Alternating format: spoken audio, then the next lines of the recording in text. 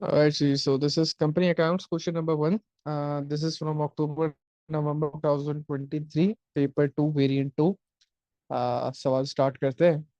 P Limited sells electronic goods online. The directors provided the following information. और फिर हमारे पास opening date के 1 अगस्त 2022 के एंड 31 जुलाई 2023 के बैलेंसेस गिवन है, जिसमें हमारे पास सबसे पहले डिबेंचर का बैलेंस है. Then we have inventory, opening closing both. Debenture का बैलेंस सिर्फ क्लोजिंग डेट पे है, ओपनिंग डेट पे नहीं है. इसका मतलब ये है कि ये debenture during the year he issue हुआ है, क्योंकि साल के शुरू में नहीं एग्जिस्ट करता था, लेकिन साल के एंड पे एग्जिस्ट कर रहा है. ड्यूरिंग द ईयर कंपनी ने ये डिबेंचर इशू किया है. देन उसके बाद हमारे पास other payables administrative expenses given है, यानी कि ये कौन से एक्सपेंस है? अक्रूड एक्सपेंस है. जब आपका एडमिनिस्ट्रेटिव एक्सपेंस या कोई भी एक्सपेंस अगर लिखा हुआ है अदर पेएबल है, दैट मींस कि वो अक्रू हुआ हुआ है. आपने लेट्स से साल के शुरू पे अगर एडमिनिस्ट्रेटिव एक्सपेंसेस 960 के अक्रूड है, इसका मतलब ये कि आपने पिछले साल कुछ सर्विसेज ऑलरेडी एडमिन से ली हुई थी जो कि अभी तक आपने पे नहीं की हैं, तो उसका अक्रूड बैलेंस स्टार्टिंग डेट पे एग्जिस्ट कर रहा है. लेकिन ईयर एंड पे कुछ अक्रूड नहीं है. इनफैक्ट ईयर एंड पे उसने लिख दिया अदर रिसीवेबल एडमिनिस्ट्रेटिव एक्सपेंसेस, यानी कि साल के शुरू में कुछ ऐसी अमाउंट थी जिसके बदले की सर्विसेज आप ऑलरेडी ले चुके थे, लेकिन you haven't yet paid for that amount. लेकिन जब आप साल के एंड पे गए हो तो आपने आने वाले साल में जो आपको सर्विस मिलनी है उसका भी कुछ पैसा प्रीपेड एडवांस पे किया हुआ है, तो उसने लिखा हुआ है अदर रिसीवेबल एडमिनिस्ट्रेटिव एक्सपेंसेस, जो कि रिप्रेजेंट कर रहा है कि साल के एंड पे हमारे पास क्या है, साल के एंड पे हमने एडमिनिस्ट्रेटिव एक्सपेंस को प्रीपे किया हुआ है. डिस्ट्रीब्यूशन कॉस्ट अदर रिसीवेबल, यानी कि अगेन अगर कोई भी एक्सपेंस आपके पास अदर रिसीवेबल करके लिखा हुआ है, it means that you have prepaid that expense, and in that case only वो जो एक्सपेंस है वो क्या बन सकता है, वो एक्सपेंस आपका अदर रिसीवेबल बन सकता है. तो अदर रिसीवेबल डिस्ट्रीब्यूशन कॉस्ट हमारे पास क्लोजिंग डेट पे 1490 की गिवन है. We have trade payables opening closing both. और फिर नीचे कहता है bank account extract for the year ended 31 जुलाई 2023, जिसमें से हमने कुछ पेमेंट्स किए हैं to credit supplier. Administrative expenses से रिलेटेड भी कुछ हमने पेमेंट किए हैं, एंड डिस्ट्रीब्यूशन कॉस्ट से रिलेटेड भी हमने कुछ पेमेंट्स किए हैं. And at last, we have received some money from the customers, which is 2084 $284,200. और उसके बाद हमसे कहता है the following information is also available. All goods are dispatched to customers immediately on receipt of payment. On receipt of payment का मतलब समझ रहे हो? क्या समझे इस बात से? इस बात से समझने का मतलब ये है कि पहले तुम पैसा पकड़ते हो, उसके बाद माल को डिलीवर करते हो. विच इन शॉर्ट या in other words I can say कि पहले तुमने एडवांस में कैश पकड़ा और फिर तुमने गुड्स डिलीवर किए. और if I put it very simply तो इसका मतलब ये है कि बिजनेस कैश सेल कर रहा है. पहले पैसा पकड़ रहा है, उसके बाद गुड्स को डिस्पैच कर रहा है, डिलीवर कर रहा है. And for the same reason ऊपर अगर आप बैलेंसेस को देखो तो बैलेंसेस में ट्रेड पेएबल है लेकिन ट्रेड रिसीवेबल नहीं है. क्यों? क्योंकि उसने एडजस्टमेंट नंबर 1 के अंदर बता दिया, because you are dispatching goods after you receive the money. Because receipt of payment का क्या मतलब है? रिसीट का डॉक्यूमेंट कब इस्तेमाल होता है? जब आपको पैसा रिसीव हो जाए. तो पैसा रिसीव होने के बाद अगर आप गुड्स डिस्पैच कर रहे हो, सो दैट इज कैश सेल. आपकी पूरी की पूरी सेल कैश के ऊपर है. और अगर यहाँ पे हम कस्टमर 284,200 की है, so that eventually represents what? That eventually represents your sales figure कि आपने इतने का माल ड्यूरिंग द ईयर बेच दिया. फिर एडजस्टमेंट नंबर 2 के अंदर वो कहता है inventory at 31 July 2023 included damage items that had cost $3,600. One half of these items will be scrapped and have no value. कह रहा है $3,600 की कुछ गुड्स, कुछ यूनिट्स इन्वेंट्री के अंदर eight there cost which is 3600 included है, लेकिन कहता है कि इसमें से वन हाफ तो स्क्रैप कर दिया जाएगा और इसकी कोई वैल्यू हमें मिलेगी नहीं, $0 मिलेगा इसके बदले में. और कहता है जो रिमेनिंग हाफ है जिसकी कॉस्ट बकाया $1,800 है, उसके लिए कहता है the remaining items will be sold for $900 after repairs costing $420. What do they mean over there? वो कह रहे हैं कि भाई जो बाकी के आधा गुड्स बचे, इसकी भी मैं पूरी आपको एडजस्टमेंट करवाता हूँ कि किस तरीके से करेंगे, लेकिन एट अ ग्लांस समझने के लिए अगर मैं कहूँ तो क्या बात कह रहा है कि 3600, यानी कि ऊपर जो क्लोजिंग इन्वेंट्री है, क्लोजिंग इन्वेंट्री ऊपर की गिवन है 43,190 की. वो कह रहा है कि इस क्लोजिंग इन्वेंट्री के अंदर आपके पास कुछ गुड्स इंक्लूडेड है at a cost of $3,600, and उसमें से जो वन हाफ है, यानी कि जिन गुड्स की कॉस्ट 1800 है, वो आपके किसी काम के नहीं है. You will just scrap that down. So should you record that in in your closing inventory at $1,800? No, you should not, क्योंकि as per the inventory rule we know कि inventory must be recorded at the lower of cost and net realizable value. तो अगर कुछ goods ऐसे हैं जिनकी कोई value ही नहीं है और उनको आप फॉर नो वैल्यू स्क्रैप करने वाले हो, तो they should not be recorded, उनको आप 1800 पे रिकॉर्ड नहीं कर सकते। एंड सिमिलरली जो बाकी 1800 की कॉस्टिंग के गुड्स हैं जिनको वो कह रहा है कि आप इसको बेच सकते हो कितने का, $900 का, बट ओनली आप having a repair cost of $420, which asks for what, which requires us to calculate the net realizable value, NRV निकालनी पड़ेगी। NRV का क्या फॉर्मूला था? NRV का formula is selling price minus any cost associated to sell the good. So let's do this adjustment. क्या कह रहा है? 3600 के गुड्स आपके पास एट कॉस्ट इंक्लूडेड है, जिसमें से 18, यानी कि जब उसने कहा ना वन हाफ, तो यानी कि वन हाफ क्या होगा? 1/2, 3600 का 1/2 निकालो, सो दैट्स 1800। 1800 के गुड्स वो कह रहा है कि जो कॉस्ट है वो उनकी कोई वैल्यू ही नहीं है, they will be scrap from the business at no value. तो भाई अगर उनकी स्क्रैप ही कर देना और कोई वैल्यू नहीं है तो उसको आप कितने पे रिकॉर्ड करो? 0 पे रिकॉर्ड करो। और जो बाकी 1800 के गुड्स हैं जिसपे वो कह रहे हैं कि भाई आप 900 का बेच सकते हो only after getting repairs costing $420, तो एनआरबी कैलकुलेट करेंगे। Selling price which is 900 minus cost associated to sale, which is the repairing cost 420, you get the NRV as $480, which means कि even जो remaining half है जिसकी cost $1800 है, it should be recorded at the NRV which is $480। तो हम eventually करेंगे क्या? हम कहेंगे कि भाई ये जो टोटल $3600 के गुड्स, यानी कि कुछ जो भी यूनिट्स हैं जिनकी कॉस्ट $3600 थी, ये तो 1800 पूरा स्क्रैप हो गया, इसको तो आप 0 पे रिकॉर्ड करो। बाकी का जो 1800 है वो रिकॉर्ड होना चाहिए at the NRV which is $480। तो क्या मैं ये कह सकता हूँ कि ये जो गुड्स थे जिनकी कॉस्ट $3600 थी, they should be recorded at the and is $480, क्योंकि ये तो 0 हो गया, 0 + 480 करो तो क्या आ रहा है? 480 निकल के आएगा। तो अगर मैं ये कहूँ कि जो 3600 की गुड्स जो कि अपनी कॉस्ट के ऊपर रिकॉर्डेड है, इनको इनकी एनआरवी विच इज 480 पे रिकॉर्ड किया जाए तो मैं गलत नहीं हूंगा। So how will we do that? We will simply do कि भाई यहाँ पे क्लोजिंग इन्वेंटरी है 43190 की। अब मैं या तो ये कर लूं, मैं कहूँ कि यार 3600 के गुड्स को 480 पे रिकॉर्ड करना है, तो 3600 माइनस 480, हमारी इन्वेंट्री जो डिक्रीज हो रही है वो कितने से डिक्रीज हो रही है? हमारी इन्वेंट्री डिक्रीज हो रही है $3120 से। ये क्या आ रहा है? ये डिक्रीज हमारे पास ही। तो इस डिक्रीज इन इन्वेंट्री को हम लोग डायरेक्टली क्लोजिंग इन्वेंट्री की फिगर से क्या कर लें? माइनस कर लेंगे। तो हम यहाँ कहेंगे भाई ये जो क्लोजिंग इन्वेंट्री है इसको आप सब्ट्रैक्ट करा दो कितने से? 3120 से, because of adjustment number 2। Then adjustment number 3 पे अगर हम आते हैं तो एडजस्टमेंट नंबर 3 में वो कह रहा है अच्छा 8% डिबेंचर्स हमजा भाई 2020। इन्वेंट्री के इसको ऐसे लिख सकते हैं 43,190 माइनस 3,600 माइनस 420 और फिर प्लस 900। 43,190 आगे बोलो, माइनस वॉट? माइनस 3600 और फिर माइनस 420 और फिर प्लस 900।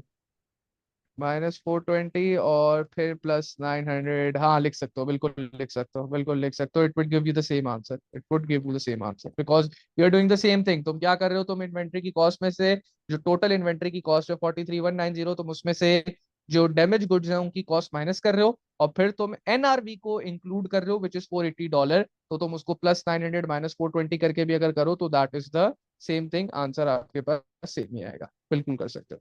देन एडजस्टमेंट नंबर 3 के ऊपर अगर हम आए तो the 8% debenture 2026 was issued on 1 अप्रैल 2023। आपका अकाउंटिंग ईयर कब से कब तक है? आपका अकाउंटिंग ईयर है 1 अगस्त 2022 से लेकर 31 जुलाई 2023 तक। और आपने ये जो डिबेंचर्स इशू किए हैं ये 1 अप्रैल 2023 को इशू किए हैं, यानी कि ये डिबेंचर्स इशू किए हुए आपको अप्रैल पहला महीना, मई दूसरा महीना, जून तीसरा महीना एंड जुलाई चौथा महीना, यानी कि at the accounting year and, यानी कि जब आपका अकाउंटिंग ईयर खत्म हो रहा है तब आपको डिबेंचर्स इशू किए हुए सिर्फ 4 ही महीने हुए हैं, that is April, May, June and July. तो आपका जो डिबेंचर का इंटरेस्ट है, ये जो 8% इंटरेस्ट जो चार्ज होगा इस 36,000 के ऊपर, वो सिर्फ 4 महीने का ही होगा, बिकॉज अभी डिबेंचर इशू किए हुए हुए 4 महीने। इस अकाउंटिंग ईयर में आपने जो डिबेंचर को इशू किया है उसकी जो कॉस्ट आपने इस पर्टिकुलर अकाउंटिंग ईयर में बेयर करनी है, क्योंकि आपने सिर्फ 4 ही महीने के लिए उस फाइनेंस को इस्तेमाल किया है, तो आप उसको उसकी जो 4 महीने की जो इंटरेस्ट कॉस्ट बनती है उसको एज ए एक्सपेंस रिकॉर्ड करोगे। कैसे करेंगे? विल डू 36,000 जो कि डिबेंचर की अमाउंट थी, मल्टीप्लाइड बाय डिबेंचर का interest which is 8%, and then will multiplied with 4/12, representing के भाई क्योंकि ये डिबेंचर हमने सिर्फ 4 ही महीने इस अकाउंटिंग ईयर में इस्तेमाल किया है, तो इसका 4 महीने का ही जो इंटरेस्ट है वो एज ए एक्सपेंस हम अपनी इनकम स्टेटमेंट में रिकॉर्ड करेंगे, which is coming up to be as $960। तो ये मैंने यहीं पे साइड पे एडजस्टमेंट कर ली। आगे लास्ट पार्ट में कहता है, लास्ट एडजस्टमेंट नंबर 4 में, the charge for taxation was estimated to be $10,700।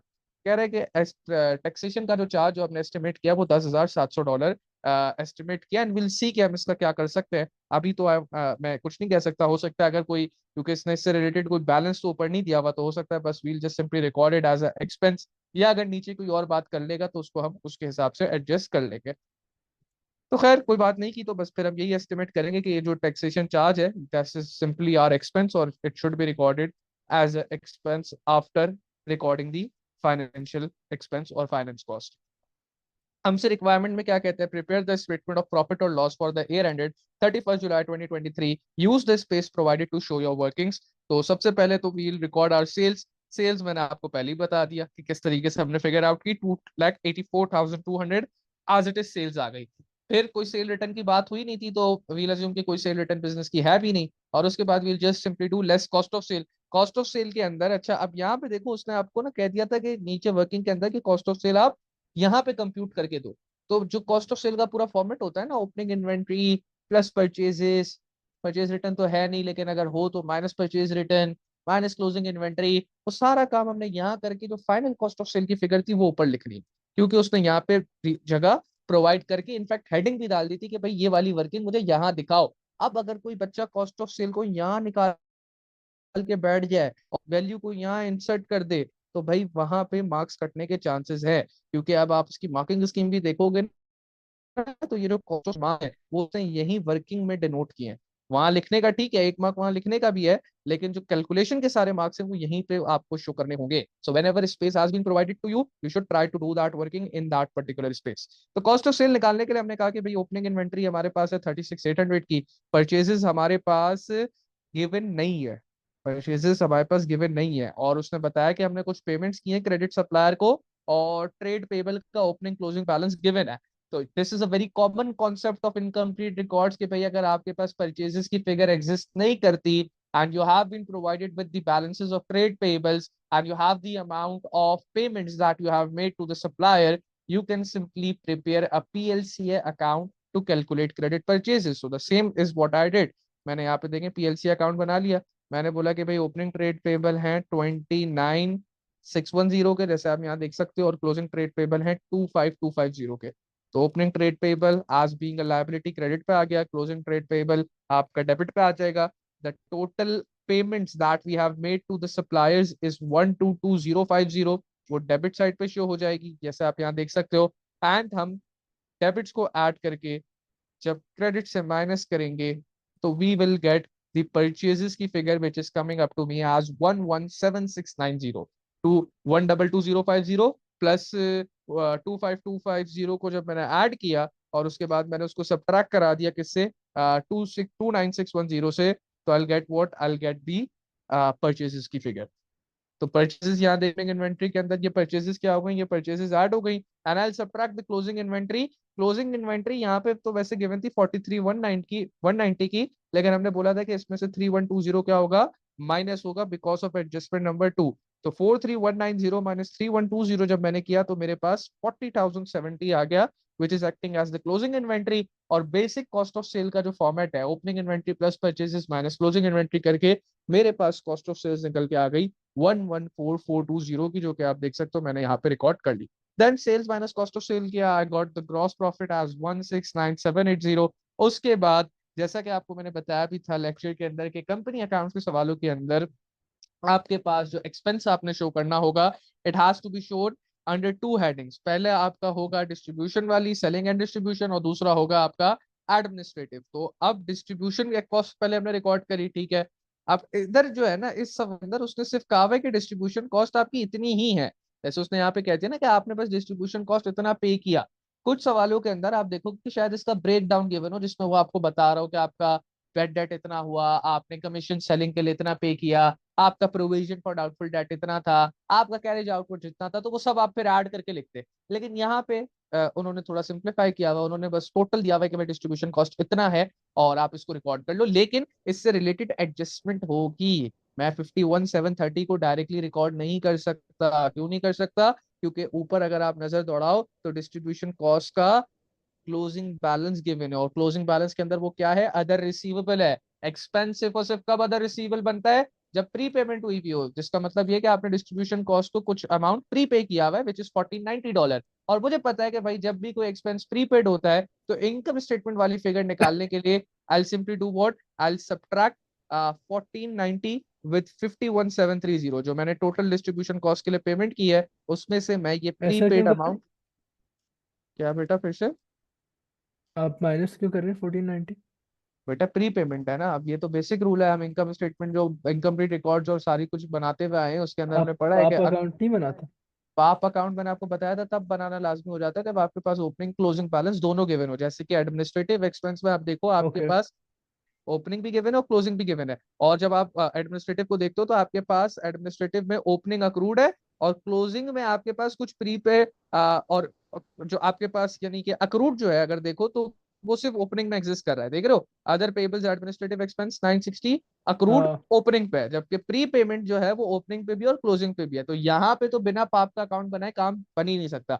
अगर कोई बच्चा सिंगल बैलेंस के लिए भी लेट से अदर रिसीवेबल डिस्ट्रीब्यूशन कॉस्ट के लिए भी पाप का अकाउंट बना लेता है, कोई मसला नहीं है, जवाब बिल्कुल सेम आएगा। लेकिन वो फिर थोड़ा सा लंबा प्रोसीजर है ना, अगर सिंगल अमाउंट है सिर्फ क्लोजिंग पे अगर कुछ एक ही अमाउंट दी हुई ना अक्रूवल या प्री पेमेंट, तो अक्रूवल को ऐड करना होता है। ए फॉर अक्रूवल से याद रख लो कि A for addition and P for prepayment, यानी कि वो क्या होना है? सब्ट्रैक्ट होना है। बट अदरवाइज अगर आप कभी भी स्टक हो, यार क्या करना चाहिए, you can make your pop account, that's the very nice way to get और टू बी श्योर कि भाई मेरे राइट आंसर निकल के आए और मैं राइट चीज को रिकॉर्ड करूँ। तो तो 1490 ऐड 51,7 करते, माइनस करते? प्री पेमेंट है ना बेटा, तो प्री पेमेंट तो प्री माइनस होती है, पेमेंट ऐड क्लोजिंग करेंगे? नहीं नहीं माइनस व्हाट? करेंगे। अच्छा, प्री क्लोजिंग है ये। पेमेंट क्लोजिंग है बिल्कुल, हाँ ओपनिंग होती तो ऐड कर लेते, ये देख लो 31 जुलाई 2023 की है, क्लोजिंग है तो ये क्या हो रही है, ये माइनस हो जाएगी, और ओपनिंग सही है। होती तो बिल्कुल इसको ऐड कर लेते। सही है। तो यहाँ पे हमने 51,730 माइनस 1490 किया तो we will get the distribution cost, जो कि यहाँ देख लो तुम्हारे लिए मैंने पाप के अकाउंट से भी करके दिखाई हुई है। मतलब कि अगर किसी को पाप का अकाउंट बनाना है तो it's the same thing, you will do 51,730, closing prepayment की जगह पे क्लोजिंग प्रीपेमेंट आ जाएगी, and when you do 51,730 minus 1490 you will get the income statement वाली अमाउंट विच इज 5240। और अगर कोई बच्चा डायरेक्टली 51,730 माइनस 1490 भी यहाँ पे लिख के इक्वल टू में दिखा देता 5240 और उसी को इनकम स्टेटमेंट में रिकॉर्ड कर दे, so that is also acceptable, no worries about that. तो यहाँ पे देखिए 5240 हमारे डिस्ट्रीब्यूशन कॉस्ट में आ गया। लेकिन अब तो sir, cost of administrative, sale आप डायरेक्ट क्यों लिख रहे हैं? क्योंकि इन्होंने वर्किंग की स्पेस दी हुई है इसलिए। बिल्कुल वर्किंग स्केल्स भी दी है, ऐसा ही बिल्कुल ऐसे ही। ओके। सर, अच्छा निहाल डिस्कनेक्ट होगी।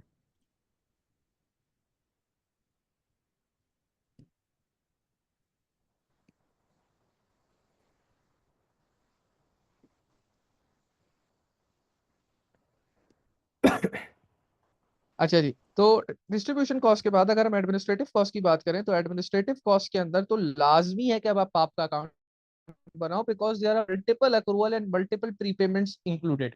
या तो वो अदर वे अराउंड है कि आपको वो इक्वेशन याद हो, बट उससे बेहतर ये कि गलती के चांसेस उसमें क्योंकि ज्यादा है, उसको याद करने से बेहतर है आप क्या बना लो, पाप का अकाउंट बना लो। सो वील मेक अ पाप अकाउंट फॉर एडमिनिस्ट्रेटिव एक्सपेंसेस। हमारे पास ओपनिंग प्रीपेमेंट कितनी गिवन है एडमिनिस्ट्रेटिव एक्सपेंसेस से रिलेटेड? 1820, क्लोजिंग प्रीपेमेंट इज 160 और अक्रूवल सिर्फ ओपनिंग है 960 का। तो पहले हम ओपनिंग प्रीपेमेंट में 1820 हमने लिख दिया, ओपनिंग 60 आ गया, क्लोज पेमेंट में 160 आ गया, और क्लोजिंग अक्रूवल हमारे पास कुछ गिवन नहीं है तो वहां जीरो रहा। And now will do what, in order to get the, अच्छा उसके बाद फिर हम ये भी रिकॉर्ड करेंगे कि हमने पैसा कितना पे किया, बैंक से कितनी अमाउंट डिडक्ट हुई है for administrative expenses which is 66,920। तो उसकी वजह से आपका बैंक क्रेडिट हुआ, और जो एक्सपेंस का अकाउंट है वो आप देख लो क्या हुआ, वो आपका एक्सपेंस का अकाउंट जो है वो यहाँ पे देख लो, उसकी वजह से डेबिट हो गया और बैंक का अकाउंट क्रेडिट हो जाएगा 66,920 से। Then you will do what, you will add the debit side and subtract it with the credit side to get the income statement wali figure, which is coming to be as 67,620. So I'll do what, I'll do 1820 plus 66,920 minus 960 and 1, which will give me 67,620, which is the amount that should be recorded in income statement for administrative expenses. 160 कहाँ से then है? जब आप अपने बेटा 160 ये आपके पास given था ना, क्लोजिंग प्रीपेमेंट। प्रीपेमेंट, अच्छा सही। बिल्कुल। देन अब आपके पास जब आपने डिस्ट्रीब्यूशन और एडमिनिस्ट्रेटिव एक्सपेंस दोनों रिकॉर्ड कर लिए, you will subtract these expenses from gross profit to get the profit before interest and tax, which is coming to be as 51920। Profit before interest and tax में से आप अपनी फिर कौन सी कॉस्ट माइनस करते हो? फाइनेंस कॉस्ट माइनस करते हो। फाइनेंस कॉस्ट के अंदर आपका क्या आ जाता है? जो भी इंटरेस्ट पेमेंट है, जो कि इस केस में सिर्फ डिबेंचर्स के लिए ही हमें फाइनेंस कॉस्ट इंकर की है, जो हमने कैलकुलेट कर ली थी एज $960। क्योंकि 4 महीने का ही सिर्फ इंटरेस्ट लगा था, तो 36,000 का 8% मल्टीप्लाई बाय 4/12 किया, तो we got 960 as the finance cost.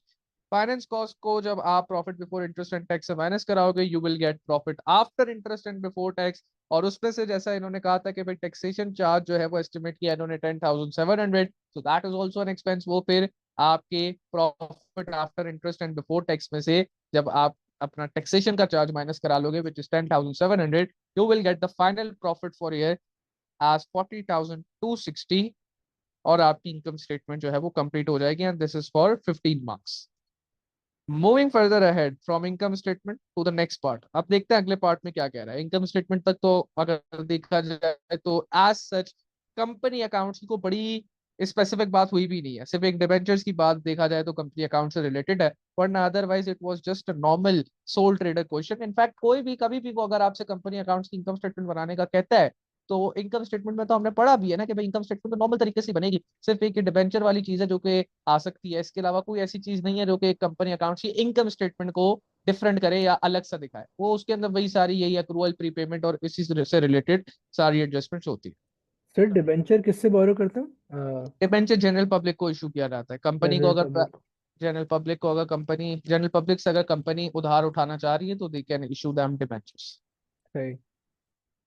अच्छा और क्या आगे फिर पता होगा डिबेंचर के लिए? क्या डिबेंचर के लिए? और कुछ खास होता है डिबेंचर में? नहीं नहीं, it's just a non current liability, it's just उसकी treated as expense, debenture expense आ जाते हैं जो उसका रेट होता है, जो उसका इंटरेस्ट रेट। इंटरेस्ट होता है। बिल्कुल बिल्कुल, जैसे आप बैंक सही। लोन लेते हो तो बैंक लोन का इंटरेस्ट एक्सपेंस होता है, उसी तरीके से डिबेंचर का भी इंटरेस्ट आपका एक्सपेंस होता है। देन सही। फिर हमारे पास एडिशनल इन्फॉर्मेशन देखिए, ओपनिंग कुछ इन्फॉर्मेशन देता है बैलेंस एट 1 अगस्त 2022, जिसमें हमारे पास सबसे पहले शेयर कैपिटल है। अब यहाँ जरा देखिएगा, शेयर कैपिटल ऑर्डिनरी शेयर दिया हुआ $0.5 ईच, और अमाउंट दी हुई है $1,20,000। तो अमाउंट ऑफ शेयर कितनी है? 1,20,000 है, जबकि आपके पास जो फेस वैल्यू है शेयर की वो $0.5 है। और हमें पता है कि अमाउंट ऑफ शेयर्स निकालने के लिए हमने पढ़ा है फॉर्मूला क्या? Face value of each share multiplied with the number of share. हमें पता है कि भाई फेस वैल्यू कितनी है? 0.5 है, अमाउंट 1,20,000 है। तो इसी इक्वेशन के अंदर अगर मैं अमाउंट ऑफ शेयर को 1,20,000 रख दूं और फेस वैल्यू को 0.5 रख दूं, तो मेरे पास नंबर ऑफ शेयर्स कितना निकल के आ जाएगा? 0.5 जो इधर मल्टीप्लाई हो रहा है राइट साइड पे, लेफ्ट साइड पे जाके 120,000 से डिवाइड होगा, and I will get the number of shares as 2,40,000। तो मैंने आपको बताया भी था कि अगर शेयर की फेस वैल्यू $1 के अलावा कुछ भी हो, चाहे ज्यादा हो चाहे कम हो, तब आप देखोगे कि अमाउंट ऑफ शेयर और नंबर ऑफ शेयर के अंदर डिफरेंस आ जाएगा। तो अगर यहाँ पे अमाउंट ऑफ शेयर उसने 1,20,000 दी हुई है और एक शेयर $0.5 का है, इसका मतलब क्या है कि आपके टोटल नंबर ऑफ शेयर जो कि अभी साल के शुरू में ऑलरेडी इशूड थे, दैट इज 2,40,000। फिर आगे शेयर प्रीमियम का भी ओपनिंग बैलेंस हमारे पास गिवन है $90,000, और उसके बाद we have been given the opening balance of retained earning as $23,560। और उसके बाद हमसे कहता है ऑन 1 सितंबर 2022, यानी कि ड्यूरिंग द ईयर ही बात चल रही है, सर क्योंकि हमें हमारा जो number of accounting shares year था काम वो कब अगर आता है? आप अभी आपको पता चल जाएगा। अगर आप यहाँ पे अकाउंटिंग ईयर एंड देखो तो दैट वाज ऑन 31 जुलाई 2023, और आपकी ये जो सारी ट्रांजेक्शन हो रही है ये इसी अकाउंटिंग ईयर के अंदर हो रही है, और तुम्हें अभी पता चल जाएगा नंबर ऑफ शेयर्स कहाँ काम आता है। On 1 September 2022, यानी during the year, a bonus issue of shares, हमने पढ़ा था बोनस इशू क्या होता है? It's a non cash dividend which is given to the shareholders when the company does not have sufficient cash available to pay them the dividends in the form of cash। तब तो company क्या करती है? तब company bonus issue कर देती है, and bonus issue is finance from the capital reserves of the business. और अगर कैपिटल रिजर्व में सफिशिएंट पैसा ना हो तो then it is finance through the revenue reserves of the business. So a bonus issue of shares was made for one ordinary share for every 6 shares held। ये तो तुम्हारा आखिर सवाल था ना कि सर ये नंबर ऑफ शेयर्स कहाँ काम आता है? नंबर ऑफ शेयर्स आपका बोनस इशू की शेयर्स की कैलकुलेशन और राइट्स इशू की शेयर्स की कैलकुलेशन करने में काम आता है, क्योंकि जब भी बोनस इशू होता है तो मैंने आपको बताया था, या इवन राइट्स इशू होता है तो उसकी बेसिस होती है। जैसे कि यहाँ पे क्या बेसिस गिवन है, 1 ordinary share for every 6 shares held.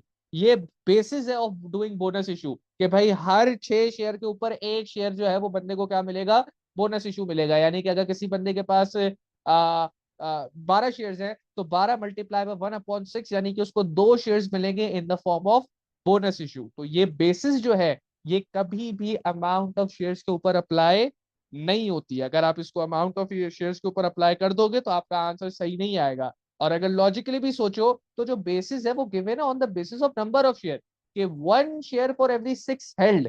तो 6 हेल्ड का क्या मतलब है, वो $6 थोड़ी कह रहा है, वो अमाउंट ऑफ शेयर की बेसिस पे बात थोड़ी कर रहा है। वो तो कह रहा है कि हर बंदे को एक शेयर दो, जिस जिस बंदे के पास 6 6 शेयर पड़े हैं। यानी अगर आपके पास 6 शेयर है तो मुबारक को आपको बोनस इशू में एक शेयर मिलेगा। तो बेसिस को अगर आप देखो तो बेसिस जो गिवन है that is given on the basis of number of share, कि भाई 6 शेयर पे एक शेयर। ये बात नहीं हुई कि जिसके पास $6 के शेयर पड़े हुए उसको एक शेयर दे दो, नहीं। बात ये हुई है कि जिसके पास नंबर ऑफ शेयर 6 पड़े हुए उसको एक शेयर फर्दर इशू कर दिया जाए। तो उसके आगे वो कहता है reserves were maintained in the most flexible form. ये वही बात है जो मैंने अभी आपसे करी थी, कि पहले आप जब बोनस इशू करते हो तो first you try to finance it from the capital reserve. लेकिन अगर कैपिटल रिजर्व में पैसा ना बचे तो then you can finance the reminder amount from the revenue reserves as well. और इसी चीज को हम कहते हैं keeping the reserve in the most flexible form. इसका मतलब यह कि आप सबसे पहले अपना कैपिटल रिजर्व पूरा इस्तेमाल करो और उसके बाद only you look towards the revenue reserve, अगर कोई रिमाइंडर अमाउंट रह जाती है to finance the bonus issue. तो इसका काम कर लेते हैं ना हाथ क्या। अगर आप बोनस इशू कर रहे हो कितने का, आप इशू कर रहे हो 1:6 की बेसिस पे, और आपके पास जो टोटल नंबर ऑफ शेयर जो साल के शुरू में ऑलरेडी इशूड थे।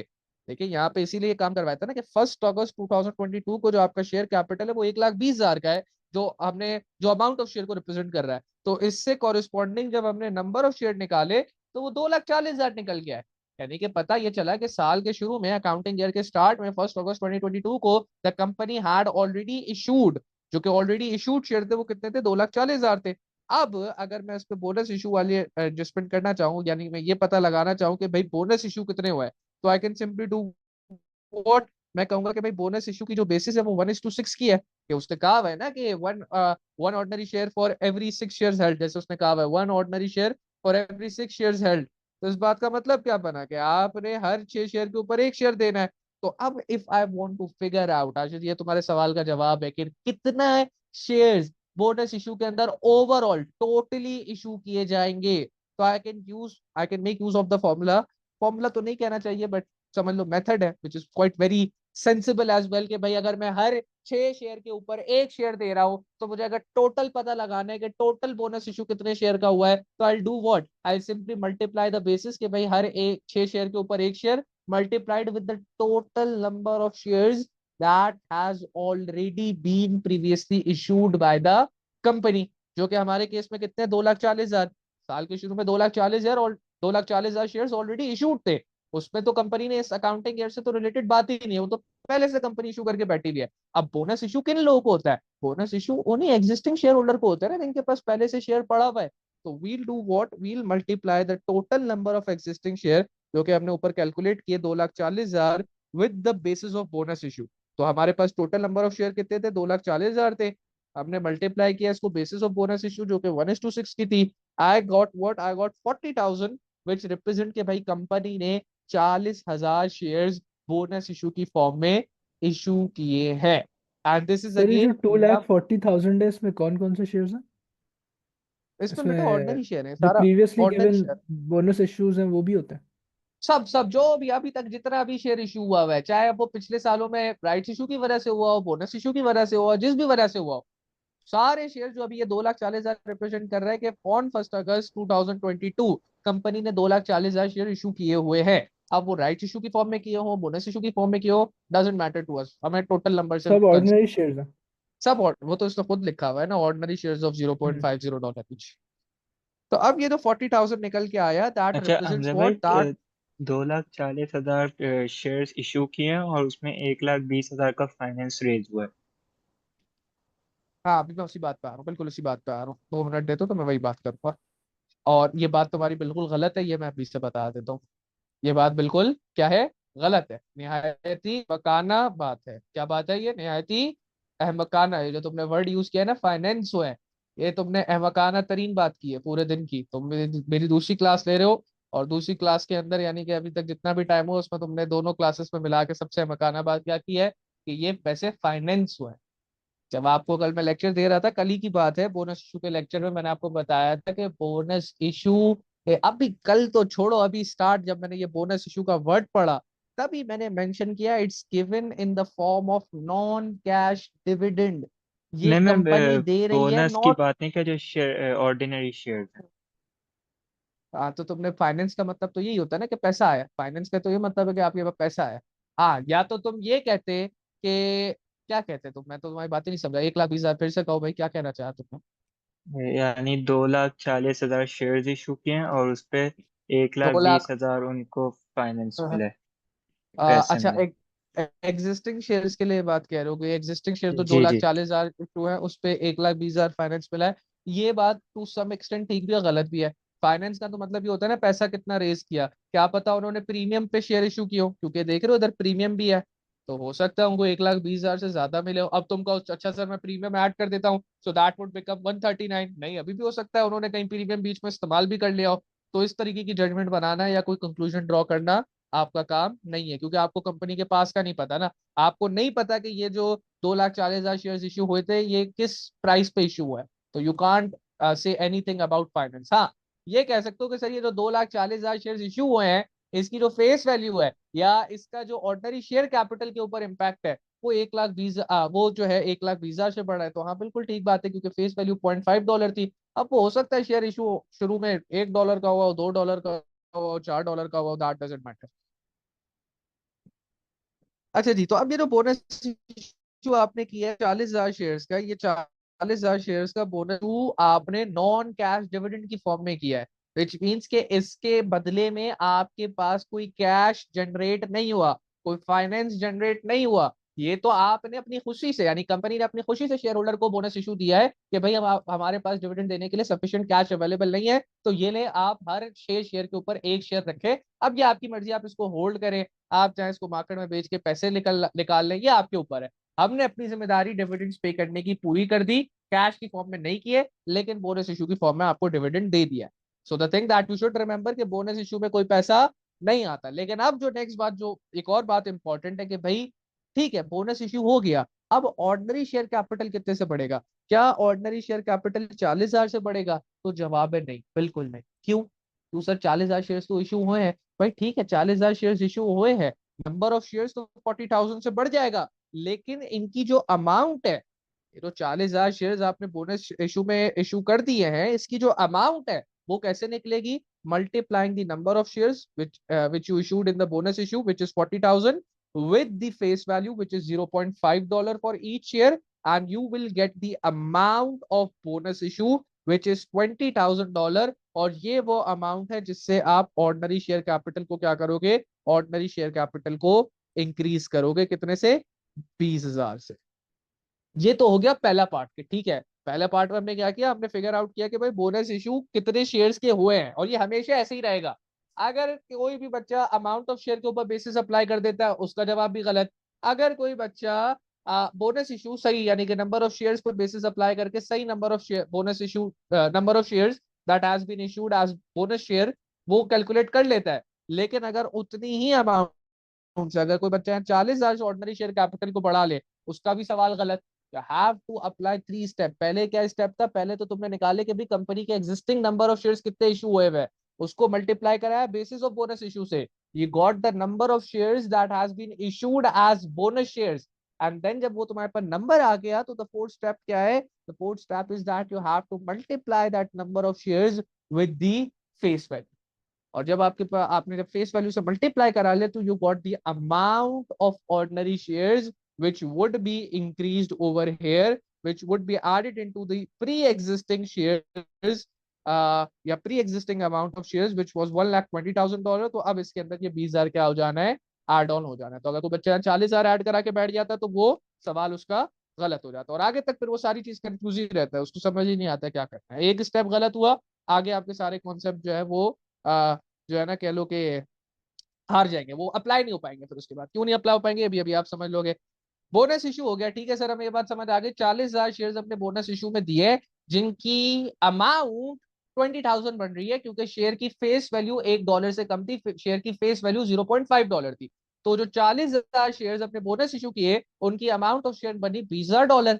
अब सवाल ये उठता है कि सर बोनस इशू तो फाइनेंस होता है, और आपने बताया है और एग्जामिनर ने भी कह दिया कि reserves were kept in the most flexible form, यानी कि पहले आपने कैपिटल रिजर्व्स को इस्तेमाल किया है और उसके बाद आपने रेवेन्यू रिजर्व्स को इस्तेमाल किया। तो अगली बात हम यही देखेंगे कि रिजर्व्स पे किस तरीके से इम्पैक्ट आया है। तो अगर आप यहाँ रियलाइज करो, अब जो फाइनेंस वाली अमाउंट है, देखो अब मैंने कहा ना, अगर कोई बच्चा 40,000 यहाँ ऐड कर लेता तो उसकी जिंदगी खराब हो जाती। क्यों खराब हो जाती भाई? क्योंकि अब वो जब फाइनेंस करते हुए दिखाता कि फाइनेंस कहाँ से हुआ है, वो कहता चलो 19,000 तो शेयर प्रीमियम से फाइनेंस हो गया, और फिर कहता है कि 21,000 रिटेन अर्निंग से फाइनेंस हुआ, जो कि गलत हो जाती भाई बात। क्यों? क्योंकि जब आप फाइनेंस कराने की बात करते हो कि ये जो शेयर इशू है फाइनेंस कहाँ से हुआ है, तो you are concern with the amount, you are no more yet concern with the number of share.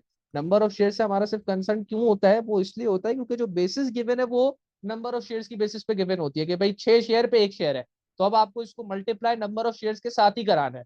But as soon as आपके पास आपको पता चल गया अच्छा जी हमने इतने शेयर्स बोनस इशू में किए हैं, you have to convert it back into the amount of share, जो कि आपके पास है $20,000। अब $20,000 का जो बोनस इशू हुआ है, उसमें से देखो 19,000 तो आपकी शेयर प्रीमियम में पड़ा हुआ है, इधर देख लो, 19,000 तो आपकी शेयर प्रीमियम में था, तो 19,000 की फाइनेंसिंग आप शेयर प्रीमियम से कर लोगे। लेकिन जो रिमाइंडर $1,000 है, वो आपको कहाँ से निकालना पड़ेगा? वो आपको रिटेन अर्निंग से निकालना पड़ेगा, because you don't have the whole amount or the full amount of bonus issue lying in your capital reserve. अगर तो शेयर प्रीमियम पूरे 20,000 का होता तो मैं पूरा 20,000 शेयर प्रीमियम से निकाल के अल्लाह अल्लाह खैर सल्ला कर लेता, लेकिन यहाँ पे बोनस इशू ज्यादा का है, शेयर प्रीमियम में पैसा कम पड़ा हुआ है, तो जो भी रिमाइंडर बैलेंस है वो कहाँ से निकलेगा? वो रेवेन्यू रिजर्व से निकलेगा, जो कि इस केस में एक ही रेवेन्यू रिजर्व है, which is your retain earnings. तो यहाँ पे यही बात हमने करी हुई है, जो टेबल बनाया है वो यही शो करने के लिए बनाया हुआ है कि $20,000 का जो बोनस इशू है, अमाउंट ऑफ बोनस इशू जो आपने इशू किया है, उसमें से 19,000 will be finance from share premium which is your capital reserve, and the remaining $1,000 will be finance from your retain earnings. ये बाकी का $1,000 कहाँ से फाइनेंस हो जाएगा? बाकी का $1,000 आपकी रिटेन अर्निंग से फाइनेंस हो जाएगा। So when you will be showing the impact, will be showing how, will be showing कि भाई 19,000 आपका शेयर प्रीमियम से निकला और 1,000 आपका रिटेन अर्निंग से निकला, और उसके बदले में हुआ क्या? $20,000 आपका ऑर्डिनरी शेयर कैपिटल पे बढ़ गया। अब सवाल ये उठता है कि क्या टोटल पे कोई इंपैक्ट आया, क्या टोटल इक्विटी पे कोई इंपैक्ट आया? तो इसका बहुत क्लियर सा जवाब है, कोई इंपैक्ट नहीं आया। भाई आपने इक्विटी के दो एलिमेंट्स में से शेयर प्रीमियम और रिटेन अर्निंग में से 20,000 कम कर दिया, और इक्विटी के एक एलिमेंट यानी ऑर्डिनरी शेयर कैपिटल में 20,000 बढ़ा दिया, तो टोटल इक्विटी पे इसका इम्पैक्ट निल होता है। और ये बात हमारी कल के लेक्चर में भी हुई थी, जब शायद आशिर ने पूछा था कि सर क्या इससे कंपनी की नेटवर्थ यानी कि मार्केट कैपिटलाइजेशन बढ़ती है या नहीं बढ़ती, तो मैंने कहा था नहीं, ओनर्स इशू की वजह से मार्केट की कैपिटलाइजेशन नहीं बढ़ती। क्यों? क्योंकि टोटल इक्विटी के ऊपर कोई फर्क नहीं आता है, which you can see even right. ये हो गई आपकी एडजस्टमेंट नंबर 2। अब अगर हम एडजस्टमेंट नंबर 3 पे बात करें, तो एडजस्टमेंट 3 में कहता है on 1 January 2023 a final dividend of 0.07 पर शेयर। देख रहे हो हर बात किस तरीके से खुल के आ रही है, हर बात जो अपने अपने लेक्चर्स के अंदर पांचों लेक्चर्स में की थी वो बात अप्लाई हो रही है। अब ये पर शेयर जब उसने कह दिया ना, तो आपको बताया था मैंने कि जब डिविडेंड पर शेयर पे अनाउंस होता है, तो you have to multiply it again with the number of share. आखिर तुम्हारी बात का दूसरा जवाब फिर से तुम्हें मिल गया कि सर ये नंबर ऑफ शेयर कहाँ इस्तेमाल होता है। पहला जवाब था बोनस इशू की कैलकुलेशन के वक्त इस्तेमाल होता है। दूसरा जवाब क्या है कि जब तुम्हें डीपीएस गिवन हो, यानी डिविडेंड पर शेयर गिवन हो कि एक शेयर पे इतना डिविडेंड दिया है, तो उस केस में टोटल डिविडेंड की अमाउंट निकालने के लिए तुम्हें डीपीएस को नंबर ऑफ शेयर से मल्टीप्लाई कराना पड़ता है। अगर अब तुम उस डीपीएस को जो कि 0.07 है, अगर तुम इसको 1,20,000 जो कि अमाउंट ऑफ शेयर है इससे मल्टीप्लाई करा दो, तो तुम्हारा आंसर यहाँ पे भी गलत। सो उसने कहा है डिविडेंड ऑफ 0.07 पर शेयर वाज पेड और ऑल शेयर्स इशू एट 1 अगस्त 2022। तो यहाँ पे भी तुम्हारे साथ खेलने की भरपूर कोशिश कर रहा है। क्या कह रहा है? कह रहा है कि डिविडेंड पे किया है, कितना पे किया है? 0.07 का पे किया है, हर शेयर पे किया है, लेकिन सिर्फ उन शेयर होल्डर्स को पे किया है जो कि कंपनी के शेयर होल्डर्स थे। किस डेट को? All shares in issue at 1 अगस्त 2022। यानी कि जो 1 सितंबर 2022 को बोनस इशू के अंदर आपने 40,000 शेयर्स फर्दर इशू किया था, इन 40,000 शेयर्स के ऊपर कोई डिविडेंड आपने अनाउंस नहीं किया, which is very fine, which is very realistic. कोई मसला नहीं है इसके अंदर। क्यों भाई, क्यों कोई मसला नहीं है? क्योंकि आप ये कह रहे हो कि यार डिविडेंड जो हुआ है वो पिछले साल का है। जाहिर सी बात है, आप जब डिविडेंड अनाउंस करो तो पिछले साल का है, तो वो उन शेयर होल्डर्स को, उन ओनर्स को मिलना चाहिए जिन्होंने पिछले पूरे साल बिजनेस के अंदर पैसा इन्वेस्टेड रखा। ये तो बोनस इशू तो अभी मिला है इन लोगों को, महीना, 2 महीना, 3 महीना पहले। इसके ऊपर डिविडेंड बनता भी नहीं है। लेकिन अगर वो इसी की जगह ये कह देता कि was paid on all shares in issue, और यहाँ पे ना आगे लिख देता एट दैट डेट, तो एट दैट डेट का मतलब ये होता है कि जो इशू डेट है, जब डिविडेंड आपका अनाउंस हुआ है, उस डेट पे जितने भी शेयर्स इशू हुए सबको डिविडेंड मिला है। विच मीन्स के फिर आपके इवन जो बोनस शेयर जो थे, 40,000 शेयर जो बोनस इशू में डाले थे, उनको भी ये डिविडेंड इंटाइटल्ड होता, उनको भी ये डिविडेंड मिल जाता। लेकिन इस केस में because it is clearly mention कि सिर्फ उन शेयर को, उन शेयर होल्डर्स को आपने डिविडेंड दिया है 0.07 पर शेयर का, जो कि 1 अगस्त 2022 में बिजनेस के पास थे या बिजनेस के साथ थे। तो हमारे पास अब अगेन 1,20,000 से मल्टीप्लाई करा दूं 0.07 को, तो आंसर दोबारा से गलत। भाई ये बात तो आपने याद रखनी है, डीपीएस जब भी डिविडेंड पर शेयर गिवन होगा, you have to multiply it with the number of share. तो 1 अगस्त 2022 को अमाउंट ऑफ शेयर 1,20,000 है, लेकिन नंबर ऑफ शेयर्स कितने हैं? नंबर ऑफ शेयर्स 2,40,000 है। तो ये जो 0.07 है, this is dividend per share. तो इसका अगर टोटल अमाउंट निकालनी है तो इसको टोटल नंबर ऑफ शेयर्स से मल्टीप्लाई कराना पड़ेगा एट 1 अगस्त 2022 जो आपने इशू किए हुए थे, विच इज 2,40,000 शेयर। तो अब मैं यहाँ पे एडजस्टमेंट नंबर 3 करने के लिए मैंने क्या करा, मैंने टोटल डिविडेंड निकालने के लिए जो डीपीएस डिविडेंड पर शेयर 0.07 का गिवन था, उसको टोटल नंबर ऑफ शेयर्स जो कि 1 अगस्त 2022 को थे मेरे पास 2,40,000 के, उससे मल्टीप्लाई कराया। तो आई गॉट द टोटल डिविडेंड जो मैंने पे किया है, which is $16,800, and that is the dividend that company paid on 1 August 2023. So Ashir, here is another use of number of shares जो कि हमने यहाँ अप्लाई की।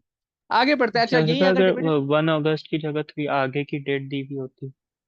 हाँ तो अगर लेट से 30 सितंबर की दे दी होती तो फिर बोनस शेयर्स जो 40,000 इशू किया वो भी इंक्लूड होते। तो फिर मैं यहाँ 2,40,000 से इसको मल्टीप्लाई नहीं कराता, 2,80,000 से मल्टीप्लाई कराता, क्योंकि इवन वो 40,000 शेयर्स भी जो है वो डिविडेंड के लिए इंटाइटल्ड हो जाते। लेकिन बोनस इशू से कोई एक दिन पहले की भी अगर डेट दी हुई होती ना, उसमें लिखा हुआ होता लेट से 30 अगस्त तक जो शेयर इशू है सिर्फ उनको डिविडेंड मिल रहा है, तो बोनस इशू तो आपका 1 सितंबर को हुआ है, तो फिर वो 40,000 शेयर जो बोनस इशू के हैं वो इंक्लूड नहीं किए जाते, सिर्फ उससे पहले के सर शेयर्स। बोनस इश्यू 40,000 कब निकाले हमने? क्या कहा? बोनस इश्यू 40,000 कब निकाले? यार बेटा तुम नींद पूरी करके आया करो, यहाँ तो निकाले अपने number of shares issued in bonus issue, जो आपने दो अच्छा लाख अच्छा, ये चालीस वाला हजार सही। बोनस अच्छा, के बेसिस से अमाउंट ट्वेंटी मल्टीप्लाई, थाउजेंड है, सही सही, अमाउंट ठीक। 20,000 एग्जैक्टली। और वो कैसे निकली? वो हमने जो 40,000 शेयर्स बोनस इशू में इशू किए हैं उसको जब फेस वैल्यू से मल्टीप्लाई करा है तो निकली है, विच इज $0.5। सर मैं ठीक है। अमाउंट और उसमें कंफ्यूज हो रहा हूँ। अमाउंट तो उस नंबर ऑफ शेयर्स को ही कहते हैं ना अक्सर। नहीं ना, अभी यही तो बात, ये यही तो अमाउंट ऑफ बात तो शेयर्स अलग है और अमाउंट ऑफ बोनस इशू अलग है। हाँ अमाउंट ऑफ शेयर तो नहीं, अमाउंट ऑफ शेयर तो देखो एक साल के शुरू में जो 1,20,000 थी, और फिर एक ये जी। बोनस इशू की अमाउंट है। और किसने कहा कि अमाउंट ऑफ शेयर्स और नंबर ऑफ शेयर्स एक बात है? भाई दोनों बिल्कुल अलग बात है। ये सिर्फ एक बात तब होती है जब आपका फेस वैल्यू शेयर की $1 हो जाए, क्योंकि उस केस में जितने शेयर्स है इशू है वही उनकी फेस वैल्यू, उनकी फेस वैल्यू की जो $1 है तो वही उनकी अमाउंट बन जाती है। लेकिन अगर फेस वैल्यू एक, अमाउंट प्राइस है, राइट। बिल्कुल अमाउंट इज द प्राइस, और to be very specific it's the face value, not even the price. To be very very specific you should say कि भाई अमाउंट ऑफ शेयर जो है वो face value के ऊपर डिपेंडेंट होती है। तो अगर एक कंपनी के 1 लाख सही। शेयर इशू हुए हुए और फेस वैल्यू लेकिन अगर आधी डॉलर है, $0.5 है, तो you will multiply that 1 lakh with 0.5, और आपके पास जो 50,000 निकल के आएगा, that is going to be the amount of shares which represent the face value of shares that has already been जितने भी नंबर हो जाए आप लिखोगे that is the face value of दो शेयर्स। तो अब अगर हम एडजस्टमेंट नंबर 4 पे आते हैं, तो एडजस्टमेंट नंबर 4 पे वो क्या कहता है? एडजस्टमेंट नंबर 4 में ऑन 31 मार्च 2023 आ राइट्स इशू, कल आपने पढ़ा था ना 3 किस्म से शेयर्स इशू होते हैं, जिसमें से पहला तो आईपीओ, वो तो खैर आपसे बात नहीं करता एग्जामिनर, क्योंकि वो तो शुरू में ही हो जाता है जब कंपनी फर्स्ट टाइम रजिस्टर होती है। लेकिन जो बाकी दो होते हैं, तो पहला हमने पढ़ा था राइट्स इशू और दूसरा पढ़ा था बोनस इशू। तो पहले कंपनी ने 1 सितंबर को बोनस इशू किया, नॉन कैश डिविडेंड की फॉर्म में शेयर्स को इशू किया, और अब 31 मार्च 2023 को वो राइट्स इशू कर रही है, यानी कि उसको और पैसा चाहिए। तो राइट्स इशू क्या था? It gives a preemptive right to the existing share holders to subscribe for the new shares so that their ownership is not diluted. तो यहाँ पे यही बात हो रही है कि राइट्स इशू हुआ, और राइट्स इशू की भी बेसिस होती है जस्ट लाइक बोनस इशू। यहाँ पे क्या बेसिस है? 1 ordinary share for every 4 share, यानी कि राइट्स इशू किस बेसिस पे किया गया है कि हर बंदे के पास, जिसके पास 4 शेयर है, उसको 1 शेयर राइट्स इशू में अलॉट किया गया है। Was made at a premium of $0.15 पर share. Rights issue bonus issue की तरह मुफ्त में नहीं होता, राइट्स इशू की प्राइस होती है। Price can be equivalent to the face value और it can be more than the face value. और जैसे कि यहाँ पे उसने कहा हुआ है कि जो शेयर्स इशू हुए हैं, it was made at a premium of 0.15 पर शेयर, यानी कि अगर आपके शेयर की वैल्यू $0.5 थी, तो आपकी जो इशू प्राइस है वो 0.5 प्लस 0.15 का premium, that is going to be $0.65। तो कंपनी ने जो राइट्स इशू किया है वो किस प्राइस पे किया है? They have made it at $0.65। They have issued their rights issue at $0.65, जिसके अंदर 0.15 का प्रीमियम भी इंक्लूडेड है। और फिर आगे लिखा हुआ क्या है? The issue was fully subscribe, यानी कि जब उन्होंने एग्जिस्टिंग शेयर होल्डर को कहा कि भाई जिस जिसके पास 4 4 शेयर है वो एक एक शेयर ले ले, तो हर शेयर होल्डर ने एग्री किया कि हाँ जनाब, अगर लेट से मेरे पास 8 शेयर है तो आप मुझे 2 शेयर राइट्स इशू के दे दो, उसकी जो पेमेंट बनती है $0.65 के हिसाब से वो पेमेंट मैं आपको करूंगा। तो कल जो क्लास के अंदर तुम लोग सवाल कह रहे थे कि सर अगर डिनाई कर दिया, तो यहाँ पर एग्जामिनर ने लिखा हुआ है कि भाई किसी ने नहीं डिनाई किया, फुली सब्सक्राइब था, जिस जिसको ऑफर किया सबने अपने पूरे शेयर्स जो है वो राइट्स इशू पे अवेल किया।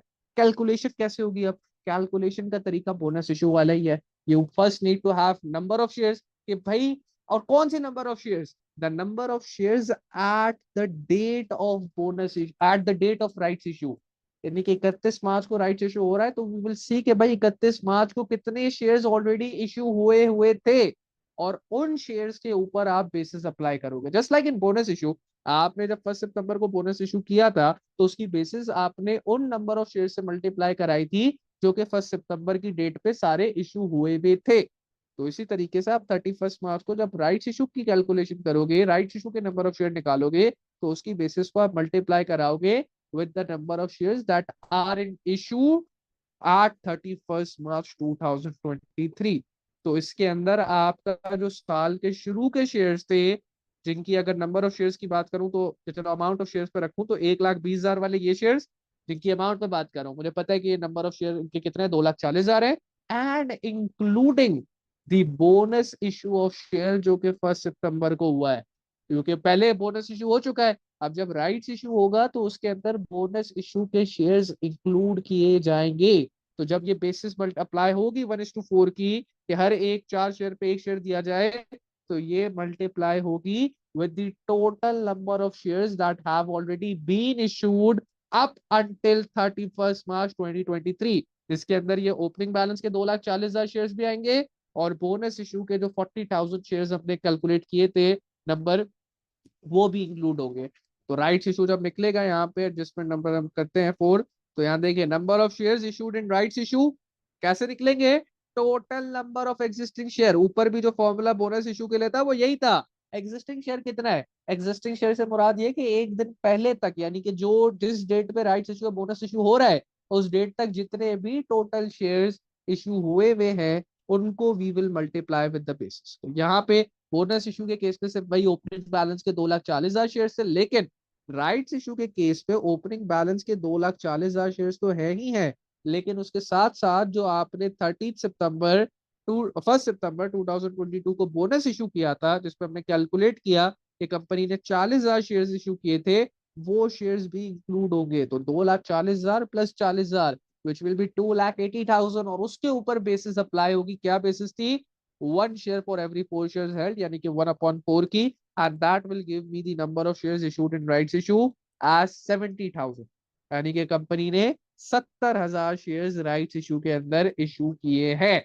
लेकिन अब ये कंपनी को, जब कंपनी ने ये 70,000 शेयर्स इशू किए हैं तो कंपनी को पैसा मिला है। कितना पैसा मिला है भाई? यहाँ पे बताया बता कि आपने हर शेयर इशू किया है एट अ प्रीमियम ऑफ 0.15, यानी कि शेयर की फेस वैल्यू $0.5 और उसके ऑन टॉप पे आपने 0.15 और रखा है which is your share premium. तो जो शेयर की इशू प्राइस हो गई वो क्या हो गई? शेयर की इशू प्राइस हो गई $0.65, बिकॉज अपने फॉर्मूला पढ़ा था ना, शेयर प्रीमियम का फॉर्मूला क्या था? Issue price minus your face value. तो अब मैं अगर कहता हूं कि मुझे प्रीमियम पता है 0.15 का है, मुझे फेस वैल्यू पता है 0.5 की है और मुझे इशू प्राइस निकालनी है, तो आई कैन डू व्हाट? मैं थोड़ा सा अगर इक्वेशन को रिफ्रेश कर दूं तो जो आपका शेयर प्रीमियम है वो मुझे पता है, उसने लिखा हुआ है 0.15 का है। इशू प्राइस मुझे नहीं पता, फेस वैल्यू मुझे पता है 0.5 है। इस 0.5 को लेफ्ट लेफ्ट साइड पे ले जाऊं तो this will be 0.5 plus 0.15 which will give me the issue price as $0.65। Simple as that. तो एक शेयर जो आपने राइट इशू में इशू किया वो कितने का किया है? $0.65 का किया है। तो multiplying 0.65 with $70,000 will give me what? It will give me $45,500। ये वो फाइनेंस है निहाल जो कि आपने ऑब्टेन किया। मैं इसको कह सकता हूँ कि ये कंपनी ने जब राइट्स इशू किए तो 45,500 का फाइनेंस जनरेट कर लिया। शेयर्स कितने इशू किए कंपनी ने राइट्स इशू में? 70,000। फाइनेंस कितने का जनरेट हुआ? $45,500 का, based on the issue price. तो जो तुम पीछे बात कह रहे थे ना कि सर वो 1,20,000 जो हमारा फाइनेंस है, नहीं वो उस बात जरूरी नहीं है कि सही हो भी सकती है, लेकिन जरूरी नहीं है कि सही हो। क्यों? क्योंकि हमें ये नहीं पता कि वो जो पीछे के 2,40,000 शेयर इशू हुए हैं, either were they issued at a premium और नॉट। तो I can't say anything about the finance. हाँ, मैं ये जरूर कह सकता हूँ कि भाई वो 2,40,000 शेयर की जो फेस वैल्यू है, वो कितनी है? वो 1,20,000 है। तो ये वो फाइनेंस है जो आपने राइट इशू करके ऑप्टेन किया 45,500 का। लेकिन you should know the rule. What is the rule? कि आप चाहे राइट्स इशू करो, चाहे बोनस इशू करो, चाहे राइट्स इशू प्रीमियम पे करो या पार पे करो, डजेंट मैटर। आपका जो ऑर्डिनरी शेयर कैपिटल होगा या आपका जो भी शेयर कैपिटल होगा वो हमेशा अपनी फेस वैल्यू से बढ़ेगा। रिमाइंडर का जितना भी पार्ट है वो आप किस पे बढ़ा के दिखाओगे? रिमाइंडर का जो भी पार्ट है वो आप शेयर प्रीमियम के अंदर बढ़ाकर शो कर दोगे। तो अगर यहाँ पे 45,500 आपने फाइनेंस ऑब्टेन किया है तो इसका ये मतलब नहीं है कि आप ऑर्डिनरी शेयर कैपिटल को कह दो कि यार ऑर्डिनरी शेयर कैपिटल 45,500 से बड़ा है। No, that would be wrong, that would be completely wrong. क्यों? क्योंकि आपका ऑर्डिनरी शेयर कैपिटल हमेशा फेस वैल्यू से बढ़ता है। तो फिर सर फेस वैल्यू के लिए क्या करें? बहुत सिंपल स्टेप है। आपने 70,000 शेयर राइट इशू में किए हैं। 70,000 को अगर आप फेस वैल्यू $0.5 से मल्टीप्लाई कराओ तो you will get $35,000 and that is the face value of shares that you have issued as rights issue. तो ऑर्डिनरी शेयर कैपिटल को तुम इतने से ही बढ़ाओ, उसको आप अपनी फेस वैल्यू से ही बढ़ाओ, सिंपल एज दैट।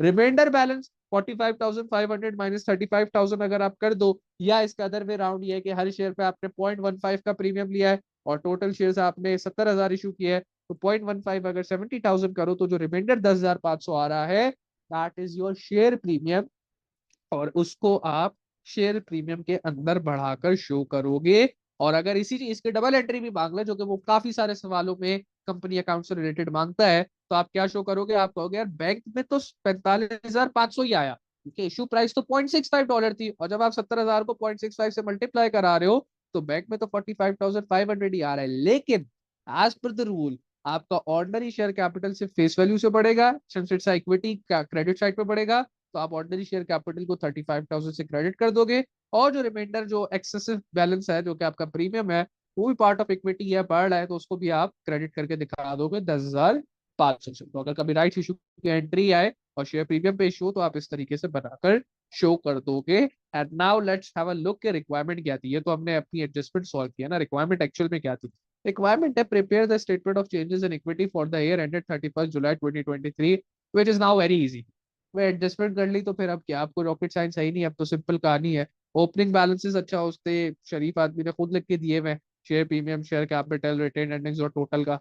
अब सबसे पहली चीज क्या जाती है, profit for year. Profit for year तुमने ऊपर इनकम स्टेटमेंट बनाई थी, उसमें निकाला था कितना, 40,260। प्रॉफिट फॉर ईयर डायरेक्टली किसको इम्पैक्ट करता है, रिटेन अर्निंग को। तो देख लो प्रॉफिट फॉर ईयर सीधा रिटेन अर्निंग के कॉलम में नीचे लिखा गया, और प्रॉफिट फॉर ईयर टोटल को भी जाहिर सी बात है बढ़ाता है।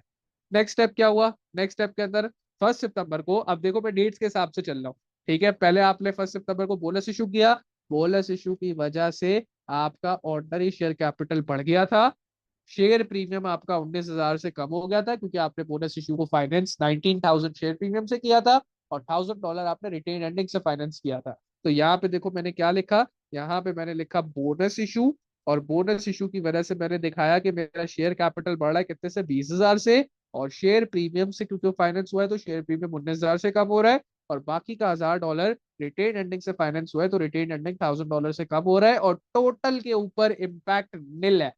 क्यों निल है, क्योंकि भाई एक सॉर्ट ऑफ इक्विटी एलिमेंट बढ़ रहा है, ऑर्डिनरी शेयर कैपिटल बढ़ रहा है, जबकि उसको फाइनेंस आपने दूसरी इक्विटी के एलिमेंट से किया हुआ है, तो टोटल इक्विटी के ऊपर बोनस इश्यू का कोई इम्पैक्ट नहीं होता है। अगला काम मैंने क्या किया था, अगला काम 1 जनवरी जो कि एडजस्टमेंट नंबर 3 जिसमें मैंने डिविडेंड पे किया था 0.07, और डिविडेंड मुझे पता है प्रॉफिट से पे होता है, तो ये सीधा सीधा रिटेन अर्निंग को इम्पैक्ट करेगा। कितने का टोटल डिविडेंड पे किया था, ये हमने नीचे निकाला है 16,800 का, और ये जो रिटेन अर्निंग है उसको कम करेगा, क्योंकि प्रॉफिट पर ईयर में से पे किया जाता है। तो आप देख लो पहले फाइनल डिविडेंड लिखा, और इसने रिटेन अर्निंग को 16,800 से कम किया, और टोटल को भी 16,800 से कम कर दिया। और फिर लास्ट पे एडजस्टमेंट नंबर 4 में हमने राइट्स इशू किया था। राइट्स इशू जब हमने किया था तो हमारा ऑर्डिनरी शेयर कैपिटल कितने से बढ़ रहा था जनाब, ऑर्डिनरी शेयर कैपिटल हमारा बढ़ रहा था $35,000 से, जबकि शेयर प्रीमियम बढ़ रहा था $10,500 से। तो यहाँ पे पहले आप देख ले, जब राइट्स इशू किया तो मैंने लिखा राइट्स इशू, ठीक है, उसमें ऑर्डिनरी शेयर कैपिटल कितने से बढ़ा, अपनी फेस वैल्यू 35,000 से, और शेयर प्रीमियम भी बढ़ा कितने से, $10,500 से। टोटल इक्विटी आपकी 35,000 प्लस 10,500, 45,500 से बढ़ गई। और यही चार एडजस्टमेंट, ये चारों एडजस्टमेंट आपने सॉसी के अंदर दिखा ली। Now I will just add subtract to get the closing balances, और मेरे पास इक्विटी के सारे एलिमेंट्स के क्लोजिंग बैलेंस निकल कर आ जाएंगे। Simple as that, not very simple but you know अगर आप प्रैक्टिस करोगे तो बार बार इसके अंदर चीज कहानी यही होती है, वेल वी प्रैक्टिस मोर अच्छा क्वेश्चंस वी विल भाई, ये सीधे हिसाब बैलेंस से होने होगा। चाहिए। यार ये बैलेंस का एज सच कोई फर्क ही नहीं पड़ता है यार निहाल, ये तो मतलब ये कोई एज सच वो एसओएफपी वाली कहानी नहीं है भाई। तुम टोटल जो यहाँ लिख रहे हो वो यही से तो लिखते हुए रिकॉर्ड कर रहे हो, तो हमेशा बैलेंस ही होगा। अगर तुम्हारा बैलेंस नहीं हो रहा तो तुम लबूले हो, इसका ये मतलब है। क्यों, क्योंकि तुमने कोई एडिशन सब्ट्रैक्शन की गलती कर दिया। बिकॉज सी ना, आप जो फिगर यहाँ लिख रहे हो वर्टिकल पे, वही आप यहाँ टोटल में भी लिख रहे हो, चाहे ऐड करो चाहे सब्ट्रैक्ट करो वही फिगर लिख रहे हो। तो अगर तुम्हारा ओपनिंग जो कि उसने खुद लिखा हुआ है, अगर वो बैलेंस कर रहा है, इन तीनों को ऐड करके ये टोटल आ रहा है, तो नीचे भी यही होना चाहिए। अगर ये नहीं हो रहा तो तुमने कोई ऐड सब्ट्रैक्ट करने में मसला करा दिया। But it doesn't help you in any way, it doesn't help you in any way. SOFP के तो अंदर पता चल जाता है ना एरर हुआ है, यहाँ पे तो ये भी नहीं पता चलेगा एरर हुआ है कि नहीं हुआ, क्योंकि वो बस तुम्हारी कैलकुलेशन की मिस्टेक होगी। अगर तुम इन तीनों को ऐड कराते हो और वो तुम्हारा जो यहाँ से ऐड सब्ट्रैक्ट करके टोटल आया है इसके बराबर नहीं हो रहा, तो that's purely your calculation error, purely your calculation error. Even अगर मैं यहाँ पे देखो, अगर मैं यहाँ पे समझना बात को, जैसे मैंने यहाँ 35,000, मैं लेट से इस 35 को काट के 25 लिख देता, तो भाई यहाँ पे भी 45,500 थोड़ी लिखता, फिर 25 प्लस 10,500, यहाँ पे भी 35,500 लिखता, टोटल मेरा तब भी सेम हो जाना था। हाँ, गलत अमाउंट से सेम बोला था वो एक अलग कहानी हो जाती, लेकिन सेम तब भी हो रहा था। समझ रहे हो निहाल क्या बात कहना चाह रहा हूँ। जी। तो ये आपकी हो गई स्टेटमेंट ऑफ चेंज इक्विटी। फिर उसके बाद वो कहता है state to examples of revenue reserves of a limited company. तो वी नो ऑलरेडी कि भाई आपके पास रिटेन अर्निंग तो उसके ऊपर लिखी हुई है, तो general reserve and retain earnings are two examples of revenue reserve. हम एसेट प्लेसमेंट रिजर्व भी लिख सकते हैं, that is also a revenue reserve. और फिर आगे आखिरी थ्योरी के पार्ट में वो हमसे पूछता है एडवाइज द डायरेक्टर्स वेदर और not they were correct to make a bonus issue of the shares rather than make a new issue of shares, justify your answer। तो ये ना किसी, उसने बड़े बासुमारा से सवाल किया है, वैसे तो सवाल बनता ही नहीं है, because new issue of shares and bonus issue of shares दोनों का पर्पस ही डिफरेंट होता है भाई। तो वो तुमसे बेसिकली वो तुम्हारा कॉन्सेप्ट, उसने ऐसा सवाल ही इसलिए किया कि वो पता चल सके कि बच्चे ने, चलो उसको पता भी है कि बोनस इशू और न्यू इशू ऑफ शेयर्स में क्या फर्क होता है। तो क्या फर्क होता है भाई, बोनस इशू आप करते हो in the form of lol cash dividend, उसमें तो कोई पैसा भी नहीं आता आपके पास। जबकि अगर आप नया शेयर इशू करोगे तो उसका तो डिविडेंड से कोई लेना देना ही नहीं है, वो तो नए लोगों को इशू किया जाएगा और उसको तो बेच के पैसा भी आएगा आपके पास। ऑल कैश डिविडेंड जब आप बोनस इशू कर रहे हो, आप पैसे के पर्पस के लिए कर ही नहीं रहे, आप तो सिर्फ अपने एग्जिस्टिंग शेयर होल्डर्स को खुशबाश रखने के लिए, उनको तसल्ली देने के लिए दे रहे हो कि भाई हम आपको कैश नहीं दे सके, कैश की फॉर्म में डिविडेंड नहीं दे सके, तो चलो ये लो शेयर की फॉर्म में डिविडेंड रखो, लेकिन आप क्या रहो, आप खुश रहो। तो यहाँ पे मैंने यही बात बोली थी, bonus issue is given to existing share holders in the form of non-cash dividend when the company is short on cash. They help in utilizing. अच्छा, this is again a very important point. Should remember this was your question, sir. ये क्या कहते हैं, capital reserve का इस्तेमाल होती है। तो ये जो बोनस इशू होता है, इसका एक रीजन तो ये है कि चलो कंपनी के पास कैश नहीं है। एक और बड़ा इंपॉर्टेंट रीजन ये भी होता है कि कंपनी ये चाह रही होती है कि यार मैं कैपिटल रिजर्व को भी तो इस्तेमाल करूं। वो तो बड़ा ऐसी पड़ी हुई है, उसका यूजेज बहुत कम है, उसको मैं हर काम के लिए थोड़ी इस्तेमाल कर सकता हूँ, उसका यूजेज बड़ा सर्टेन है, बड़ा लिमिटेड है। So they help in utilizing share premium. However, there will be no cash inflow due to bonus issue. They will help in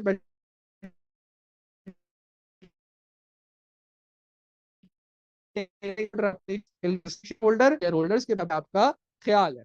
On the other hand, new issue of shares will help the company in bringing new finance to the company, but at the expense of dilution of ownership. Moreover, issuing new shares will be more time consuming and expensive for the company, क्योंकि new shares आपको जो है issue करने पे time लगता है, you have to go through that whole registration process. Right issue company करने का एक उसका बड़ा इंपॉर्टेंट रीजन ये भी होता है कि उसको दोबारा से वो अखबारों में इश्तेहार डाल के रजिस्ट्रेशन करके ये सब नहीं करना पड़ता। Right issue existing share holder को ही देना है, एग्जिस्टिंग शेयर होल्डर का सारा डाटा उनके पास ऑलरेडी मौजूद होता है। So it's quick and it's not that expensive as well. और फिर मैंने लास्ट में अपना कंक्लूजन लिख दिया। Conclusively, it can be said that company made a right decision by issuing bonus shares, as the new shares might not be fully subscribed. ये पहले and में आपको भी रिकमेंडेड है कि जब आप कंक्लूजन लिखो तो कंक्लूजन के साथ एक ऐसा पॉइंट दो जो पीछे तुमने अभी तक डिस्कस नहीं किया था। तो मैंने यहाँ पे उसको क्रज दे दिया कि भाई मुझे और भी एक चीज पता है। वो क्या पता है कि भाई नया शेयर क्या पता सब्सक्राइब होता नहीं होता। ये तो एग्जिस्टिंग शेयर होल्डर था जिसने बासुबाना तरीके से तुम्हारे सारा जो बोनस इशू है ये तो बोनस इशू पे तो खैर सभी ले लेते हैं, क्योंकि ये तो बात ये रिफ्यूज नहीं होता। लेकिन अगर आप कंपेयर करा रहे हो नया शेयर इशू करने के लिए, तो नए शेयर पे तो आपको अगला बंदा पैसा दे रहा है ना, तो वो रिफ्यूज कर सकता है, क्योंकि you are giving them an option कि भाई हमारे शेयर खरीद लो। पीपल माइट रिफ्यूज, कोई भी ना खरीदे आपका शेयर, सब आपका पूरा का पूरा जो आपका प्लान है वो सारा का सारा ऐसी क्या कहते हैं प्रोग्राम आपका बढ़ जाए। तो that is quite a possibility. और यहाँ पे मेरे थ्योरी के भी 7 मार्क्स पूरे हो गए। So that is a full fledged company accounts question, जिसके अंदर आपने इनकम स्टेटमेंट भी देखी, बट इनकम स्टेटमेंट से इंपॉर्टेंट जो कंपनी अकाउंट्स की जो असल चीजें आती है ना, that is bonus issue, rights issue, dividend, जहां पे बच्चे कंफ्यूज हो जाते हैं, क्योंकि there is a lot of calculation, there is a lot of small things that you need to take care of. पहले बार बार जब जब मैं कुछ पॉइंट करा रहा था तो उसके साथ बताया कि अगर ये गलती करोगे तो भी आंसर गलत, ये गलती करोगे तो भी आंसर गलत। तो वो मैंने इसलिए बताया क्योंकि ये बच्चे गलतियां बड़ा कॉमनली करते हैं। बोनस इशू ऑफ शेयर निकालते हुए अमाउंट से मल्टीप्लाई करा दिया instead of number of share. Dividend निकालते वक्त डीपीएस था, लेकिन रियलाइज नहीं किया और उसको भी अमाउंट ऑफ शेयर से मल्टीप्लाई करा दिया instead of number of share. Bonus of share निकाल लिए 40,000, तो उसी 40,000 को अमाउंट ऑफ शेयर के अंदर ऐड कर दिया, उसको फेस वैल्यू से मल्टीप्लाई कराए बगैर ही। तो वेरी कॉमन मिस्टेक, बहुत कॉमन मिस्टेक है, बच्चे कर जाते हैं। तो इस वजह से आपने ख्याल रखना है कि आपकी सारी मिस्टेक जो जो मैंने बताई है ला कर, अब एक आध सवाल और करेंगे तो इस पर आपकी और ज्यादा बेहतर अंडरस्टैंडिंग होगी।